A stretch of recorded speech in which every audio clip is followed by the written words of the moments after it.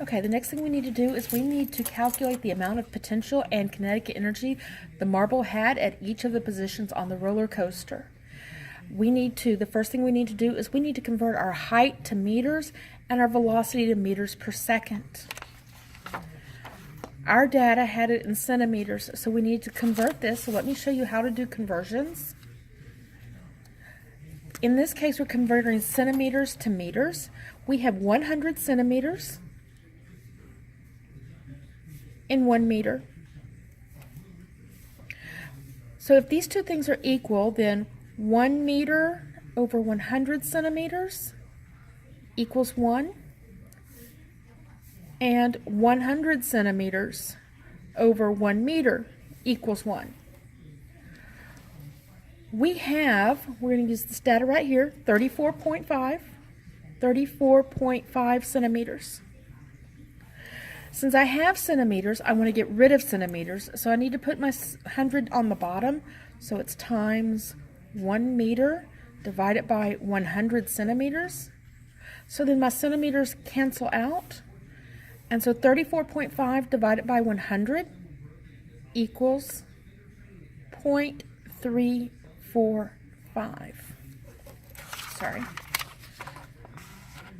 Is equal to 0.345. So another way to look at this, once you understand the math, you're just moving the decimal because there's 2 zeros here, dividing by 100 by 2 zeros, you move your decimal over 2 spots.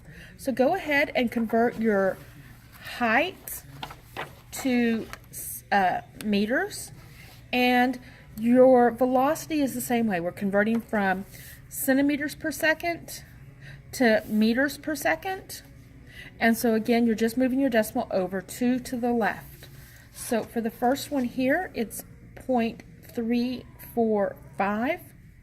At 10, on my data, it's 0.323. At 20, it was 0.255. And let's look at the velocity for just a second, just so we make sure that everybody's on the same page there.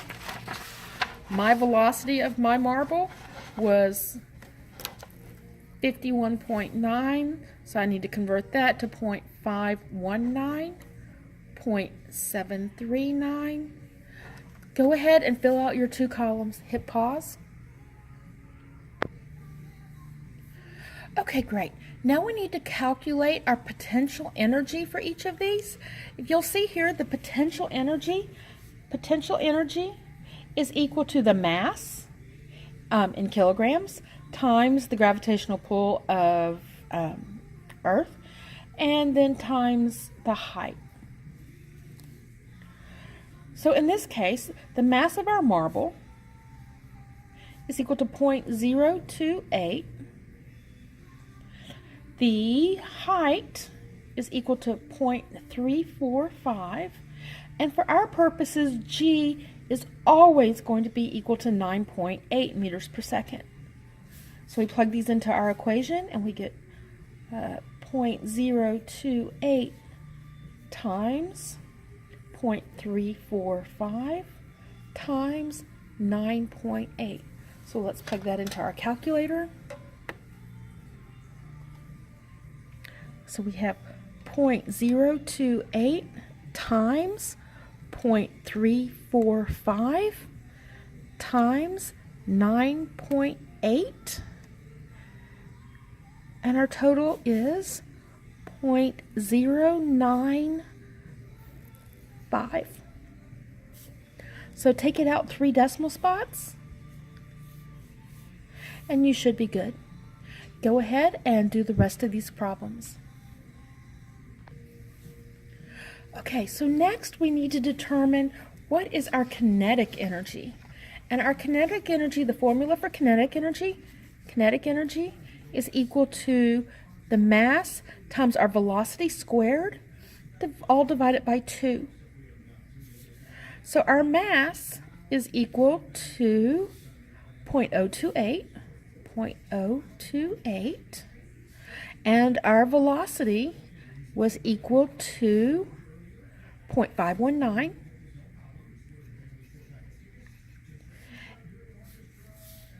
So our kinetic energy is equal to 0.028 times 0.519 squared, all divided by 2.